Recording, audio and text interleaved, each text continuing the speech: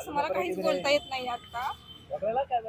पण मी सर्वात प्रथम भारतीय न्याय व्यवस्थेचे खूप आभार मानते आणि माझा विश्वास आहे की मला नक्कीच न्याय मिळेल।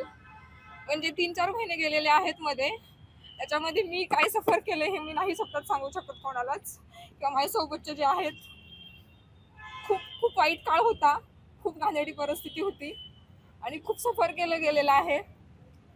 म्हणजे बेसिक जो FIR चा हक्क आहे आपल्या सगळ्यांचा, तो पण बेसिक मिळालेला नाही आणि तो बेसिक हक्क मिळवण्यासाठी आतापर्यंत एवढे 3-4 महिने आम्हाला लढावं लागलेलं आहे।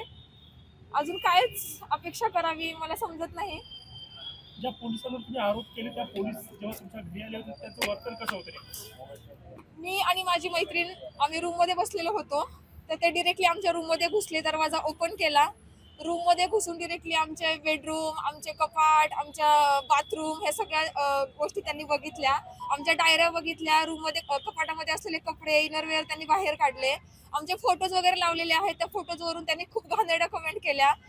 तुम्ही टोळीमधले आहात का, तुम्ही LGBTQ कम्युनिटी मधले आहात का, मग तुम्हाला मुलीच आवडतात का, तुमच्या घरी कोण येतं, तुम्ही मुलांसोबत असं झोपता का, मग तुम्ही मुलींसोबत पण झोपता का, तुझी जात कुठली आहे, तुझं नाव काय आहे, तू चव्हाण आहेस का, मग तू चव्हाण आहेस तर तुझे असेच होणार, तुला बाप नाही तर तुला बिना बापाची तू मुलगी आहेस, हे असं सगळं तिथं बोललं गेलेलं आहे। आता परत ते बोलून मला खूपच त्रास होतोय। या संदर्भातले सगळं काही आपण पिटिशन मध्ये ऑलरेडी मेन्शन केलेलं आहे, कोर्टात ते दाखल केलेलं आहे। आपल्याला हवं असेल तर पिटिशनची कॉपी आणि ऑर्डरची जी काही कॉपी आहे ती सविस्तर आपल्यापर्यंत पोहोचवलं जाईल।